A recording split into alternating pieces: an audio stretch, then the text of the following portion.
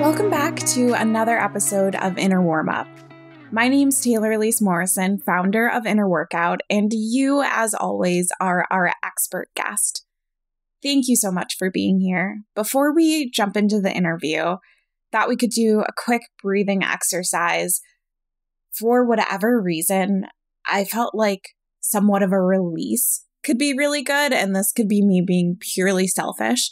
But let's start off with a lion's breath. And if you don't know what a lion's breath is, it's just inhaling through your nose and then you exhale through your mouth and stick out your tongue.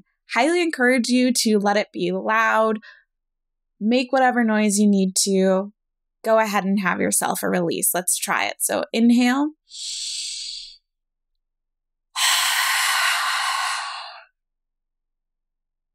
I have like the biggest grin on my face right now. I needed that.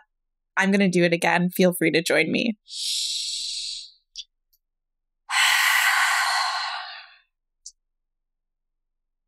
Well, with that release out of the way, let's jump into today's interview. The question that I'm posing today is, what's surprised you about your relationships? Let's set a little bit of context with this question. We've been talking about the idea of shifts and shifting, and this month we're focusing on relational shifts. I'm choosing to reflect on this from the lens of the pandemic, the panini, the panorama, the Panda Express. I'm using that length of time.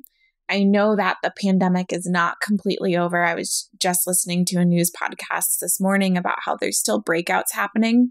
But in my little slice of Chicago, I'm starting to be able to see an after and get to hang out with friends again who are vaccinated and spend a summer that feels somewhat normal after how strange and disorienting last summer was for me personally.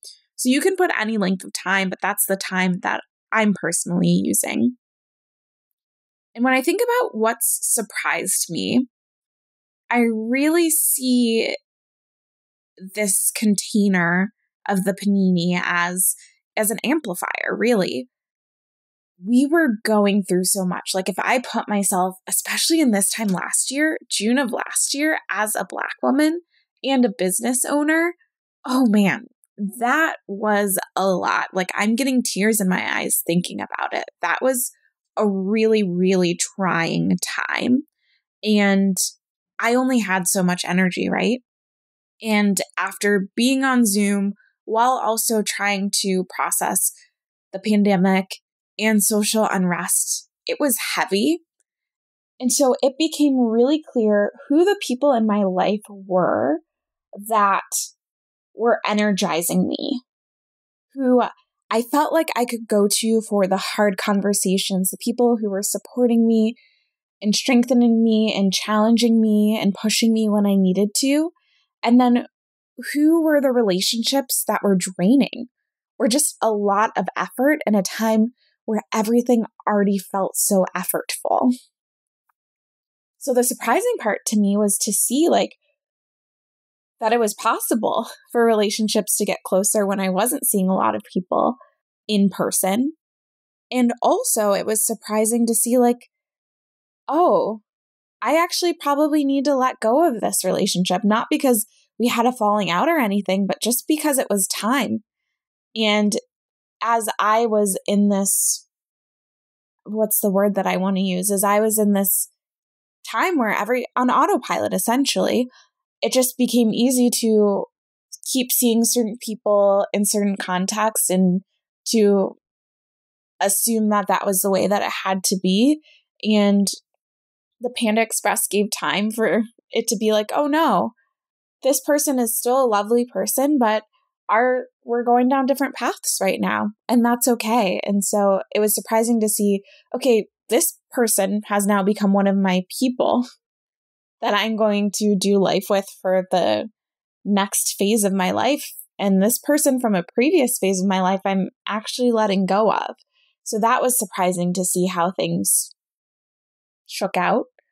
And then the other thing, the other not even surprise, but observation that I'm having is as we exit this time that has rules unlike anything that I've experienced in my lifetime, and I'm a person who's already an introvert, my relational energy feels so much more precious. And so the people that I can pick up the phone for right away and will drop everything for has become a little bit more of a tighter knit circle because I always aim to be of service and to be a connector wherever I can. But I realized, I can't do that in the same way anymore. And so that's been a shift that I've had to make. And I guess the surprise piece comes in because I'll feel this feeling in my gut or sometimes in my body where it's like, oh, you don't have capacity to do that for that person right now. This person isn't one of the people that you've really committed to being there for in this level of depth. And that's difficult and it's tricky to navigate. But as it's popping up for me, even in a work context, I had someone reach out to do something consulting related. And it was like, oh, I actually don't have space for this right now. Thank you so much for thinking of me. Thank you so much for this potential opportunity. But I don't have room for it right now. I don't have energy for it right now. So it's a weird, not always fun surprise game that's been happening with me where I'm seeing places where I just can't expend energy if I want to give my best energy to the things that I say that I prioritize. So that's what's surprised me about my own relationships. I want to pose the question to you now and give you some time to reflect. And I also want to offer a bonus question if you'd like. The first question is what surprised you about your relationships? And this bonus question is, how do you want your relationships to shift? Like, what changes do you want to see or what changes need to happen from your perspective? Okay, it's your turn to share and to reflect. I'll be back in a few to close it out.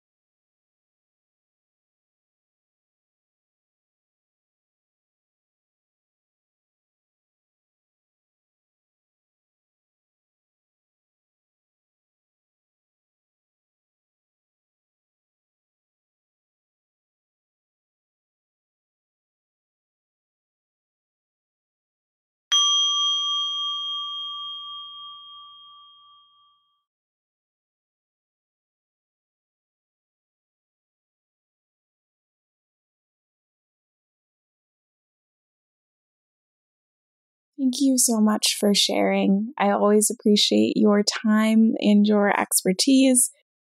If you want to continue the conversation, head over to Inner Workouts free community. We'd love to hear your thoughts and continue to grow in our self-expertise together. So thanks for listening and take care.